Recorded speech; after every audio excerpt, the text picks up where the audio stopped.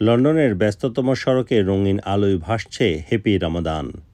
পবিত্র রমজানকে স্বাগত জানাতে এরকম আলোকসজ্জা করা হয়েছে সেন্ট্রাল লন্ডনের ব্যস্ততম পর্যটন এলাকা পিকাডিলি সার্কাসে।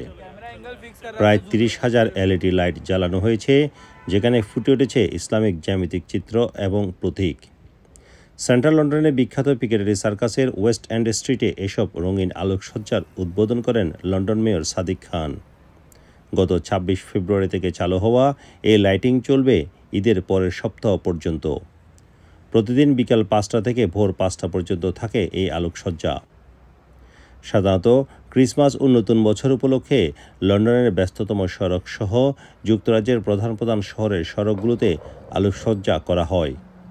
তবে ২০২৩ সাল থেকে সেন্ট্রাল লন্ডনের এসব রাস্তায় রমজানকে স্বাগত জানিয়ে আলোকসজ্জা করা হচ্ছে।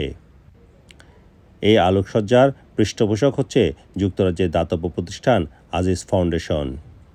Sarwar Hossain, RTV, London.